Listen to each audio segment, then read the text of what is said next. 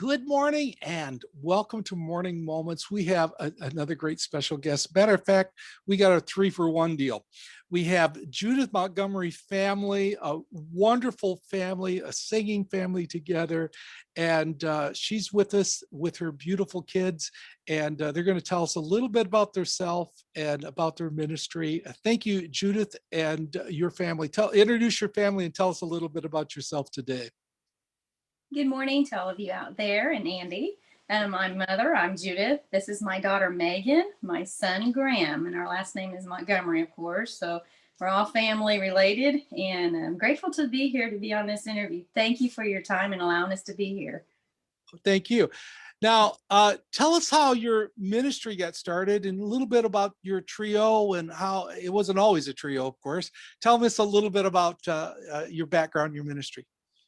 Okay, over 25 years ago, I was very backwards and shy. I still am, but God's brought me a long way. But I was with a local group and very happy there.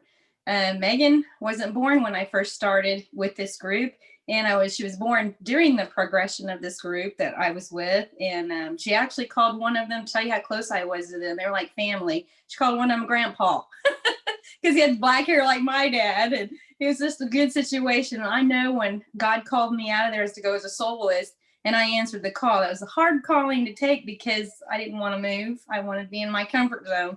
And I ended up moving out and being as a soloist and stayed with it for years. And God allowed my family to grow up, Megan. Then I had Graham 7 years later. And then I have a third child, which is not with me, Justin, 7 years after that. So there's a big span of years in there that God has a plan for my life. And he's allowed me my dream of having a trio, and it's all family. So God has been with me and I've been obedient. It's been a long road, not a short road where I just had an immediate success, but I'm so grateful that God allowed me to have this in my lifetime.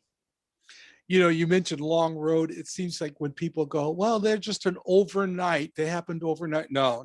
Behind the scenes, there's a lot of work behind the scenes before Yes. It becomes an overnight whatever, doesn't it? That's correct. a lot of going without any money, just doing it strictly from just, love. And then from there, God supplies your gas money, your food money, and it grows as you go along. So you have to put it in God's hands. And it's not something that even now, our ministry's a free will love offering. Over the years, that's how I ran it, and God has blessed us, and that's how we've kept it.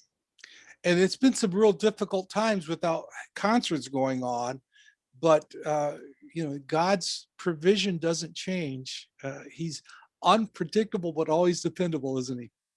Always. There's been one Mother's Day that I go to. They said we don't have any people coming. We're not having any income coming, and we said we're ministry. We will be there. And God bless us. They gave us an offering, nothing more than what we normally get when we go. So yes, it's a ministry. It's one that we have a calling. You know what I'm talking about. You go where God calls you, and He supplies all of our needs.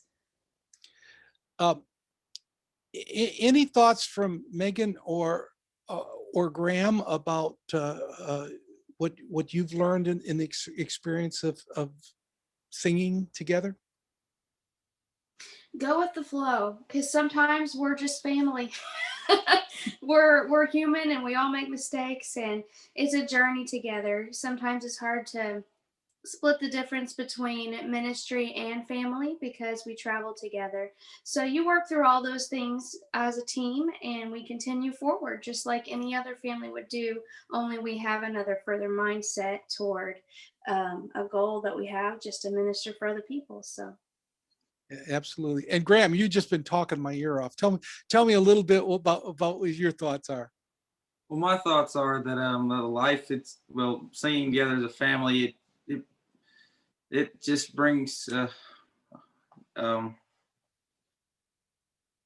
it brings so much like fullness to my life, and how you get to know your family even more than because you're stick together in the van for hours and hours driving. You better get to know them better, right? That's right. Get to know them too well. know, long trips. Absolutely, those long trips in between things. One of the things I just heard Judith say is that she said, and I hear this quite often, comfort zone. Um, God seems to have us grow in our comfort zone, things that we're not feeling comfortable with, maybe standing in front of the crowd, maybe an interview like this, but God always comes across when we step out of our comfort zone and says, "This is yours, God," and that's a huge lesson that we all can learn, isn't it? Yes, it sure is. And I think he likes to keep us out of our comfort zone. So tell me some of the things that you have felt, any one of you, that God has shared with you during these changing times. What life lessons have you learned? Mine is to soak in every single moment that you have and to live in that moment.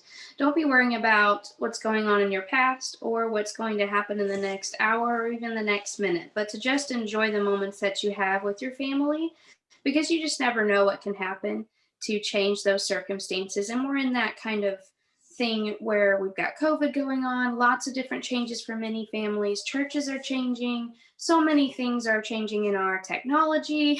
So to think that we're looking for a norm or something to standard to hold on to is not there. So just hold on to the moments that we have at this very present moment is what I need to do myself. Absolutely. Like I added on to hers, you just don't take stuff for granted.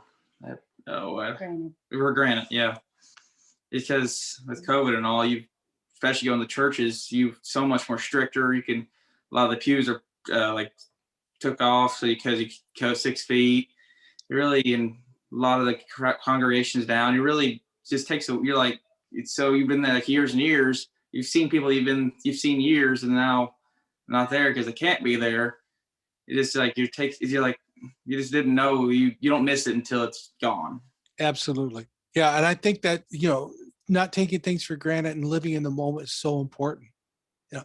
Now, in closing, I just wanted to mention that down below in the comment section, I'm going to go ahead and put this interview in YouTube so that people can share it. Also in the comment section will be the website for this beautiful family, the Judith Montgomery family website, so that you could see all of the places that they're going to be in the future, all the events that they're going to be singing at, as well as the CDs and the material they have for sale. Please go in there and support that. Also, another thing I want to say in closing here is, as I often say in most of my interviews, it's important to support them financially. It's important to go to their concerts, but more important than that, I want you to lift them up in prayer. Amen. Because the fervent prayer of a righteous man availeth much. And when we pray for the Judith Montgomery family to have an impact on the world and where they're at, God's going to pour out a blessing on them as we pray for them. All right. So thank you all for being my guest today, and may God richly bless you folks. Thank you for having us. Thank you.